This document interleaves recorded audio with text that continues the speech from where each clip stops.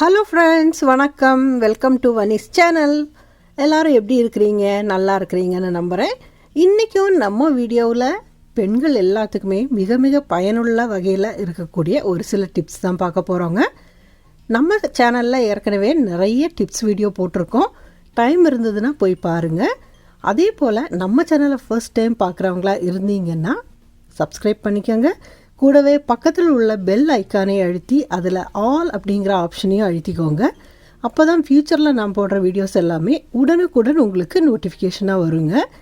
அதே போல் உங்களுக்கு வேறு ஏதாவது டிப்ஸ் வேணும் அப்படின்னாலும் கமெண்ட்டில் சொல்லுங்கள். நானும் அந்த வீடியோவை கூடிய சீக்கிரம் உங்களுக்கு அப்லோட் பண்ணுறேன். இன்றைக்கி இந்த வீடியோவில் என்னென்ன டிப்ஸ் சொல்லியிருக்கேன் அப்படின்னு பார்க்கலாம் வாங்க. முதல்ல டிப் நம்பர் 1 என்ன அப்படின்னு பார்க்கலாம். நம்ம வீடுகளில் எல்லாருமே கொத்தமல்லி தழை வாங்குவோம். ஆனால் இதை வாங்கினதுக்கப்புறம் நம்ம க்ளீன் பண்ணி ஃப்ரிட்ஜில் வச்சாலும் அது ஒரு மாதிரி ஆகிடும். ஒரு வாரத்துக்கு மேலெல்லாம் வைக்கவும் முடியாது நம்மளால். 4 நாள் ஆனாலே ஒரு மாதிரி கலர் சேஞ்ச் ஆகிடும். நம்ம என்ன தான் பேப்பர் டவல் வச்சு இல்லைன்னா துணிப்பையில் வச்சு வச்சாலுமே அந்த மாதிரி ஆகிடும்.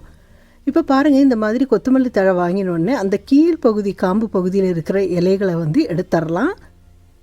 வேர் இருந்ததுன்னா அந்த வேரை கட் பண்ணிவிட்டு அந்த காம்பு பகுதியில் இருக்கிற ஒரு சில இலைகளை மட்டும் ரிமூவ் பண்ணிக்கலாங்க. இப்போ நான் இதை சமமாக கட் பண்ணிக்கிறேன். நீங்கள் வேரோடு இருந்ததுன்னா ஒரு தடவை கட் பண்ணால் போதும்.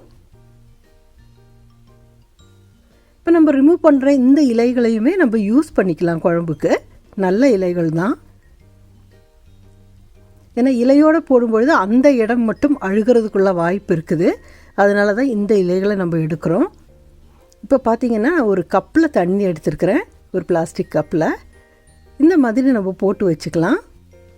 போட்டுட்டு இதுக்கு மேலே நான் இந்த மாதிரி ஒரு ஜிப்லாக் கவர் எடுத்துருக்கிறேன். நீங்கள் ஒரு பிளாஸ்டிக் கவர் கூட எடுத்துக்கலாம். அந்த கவரால் அந்த கப்பு பாதி அளவு வர்ற வரைக்கும் நம்ம மூடிக்கலாம்.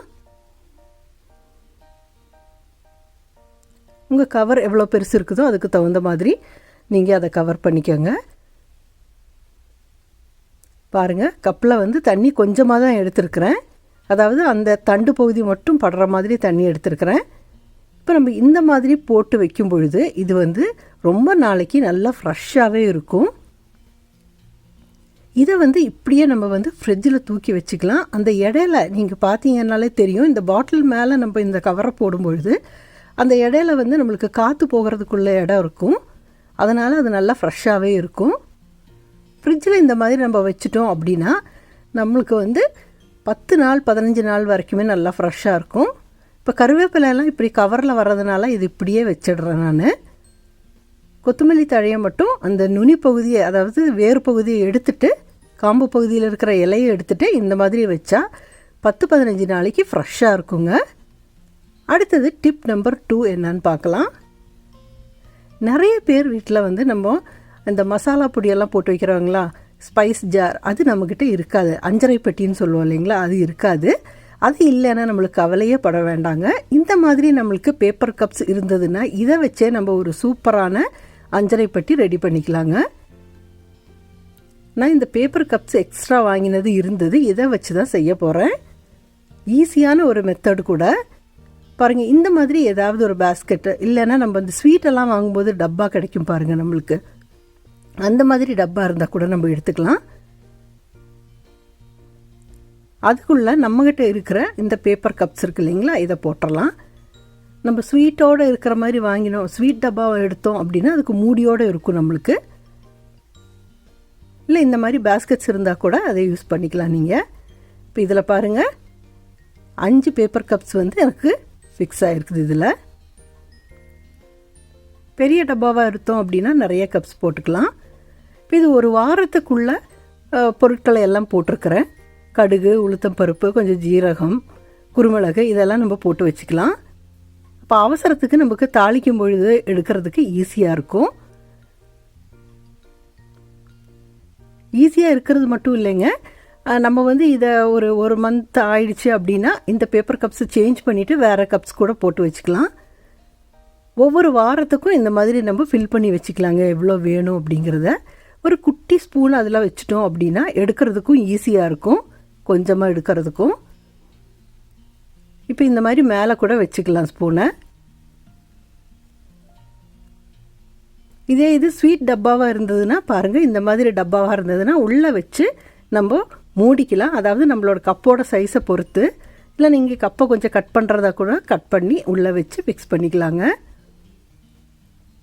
நம்ம அஞ்சரை பெட்டியெல்லாம் வந்து எவர் சில்வரில் வாங்கும்பொழுது அது ரொம்ப காஸ்ட்லி. அடிக்கடி கழுவிட்டு இருக்கணும். இந்த மாதிரி நீங்கள் போட்டு வச்சிங்கன்னா உங்களுக்கு ரொம்ப ஈஸியாக இருக்குங்க. மூடி இல்லைன்னா கூட நாங்கள் பாருங்கள் ஸ்வீட் டப்பாவை வந்து மேலால் கவுத்தி இருக்கிறேன், மூடி ஆயிடுச்சு. இந்த மாதிரி நீங்களும் ட்ரை பண்ணி பாருங்கள்.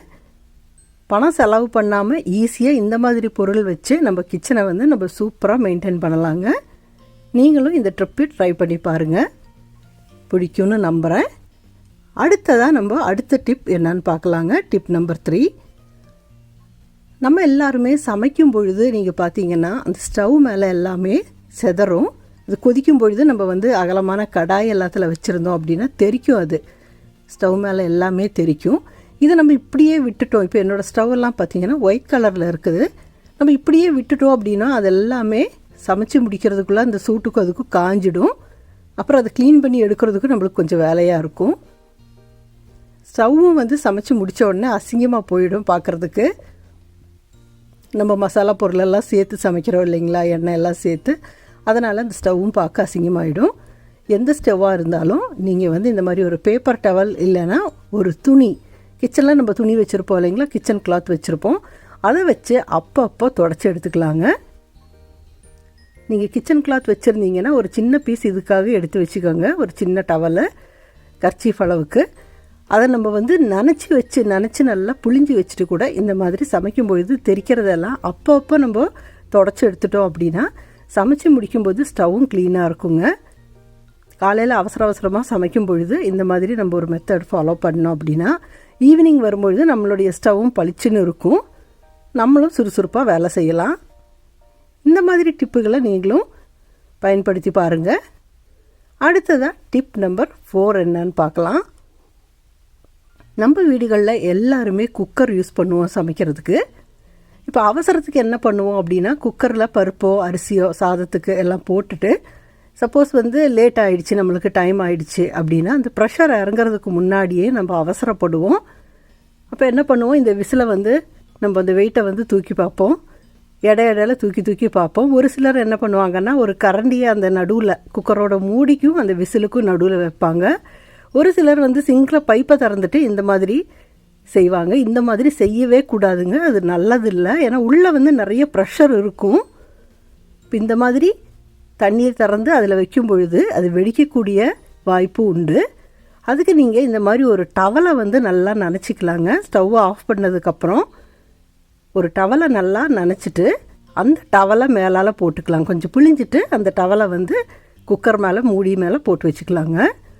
அப்போ அந்த டவலோட ஈரத்தன்மை இருக்குது இல்லைங்களா, அது அந்த சூட்டையெல்லாம் எடுத்துரும். அப்போ நம்ம ஈஸியாக அந்த ப்ரெஷரை இறங்கிடும். பாருங்கள், இப்படி வச்சோம் அப்படின்னா ஒரு 5-6 நிமிஷம் வச்சாலே போதும், அந்த ப்ரெஷரெல்லாம் இறங்கிடும்.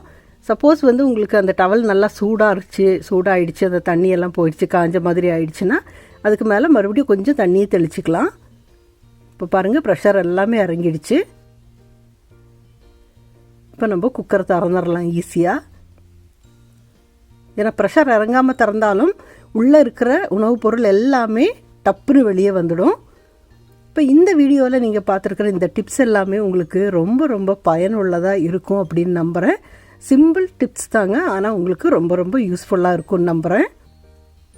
இந்த வீடியோ உங்களுக்கு பிடிச்சிருந்ததுன்னா லைக் பண்ணுங்கள், கமெண்ட் பண்ணுங்கள். சப்ஸ்கிரைப் பண்ணாதவங்க சப்ஸ்கிரைப் பண்ணிக்கோங்க. உங்கள் ஃப்ரெண்ட்ஸோடு இந்த வீடியோவை ஷேர் பண்ணுங்கள்.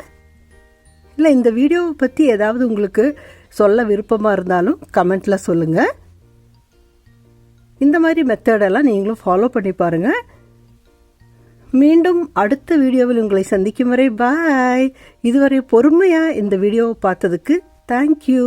தேங்க்ஸ் ஃபார் வாட்சிங்.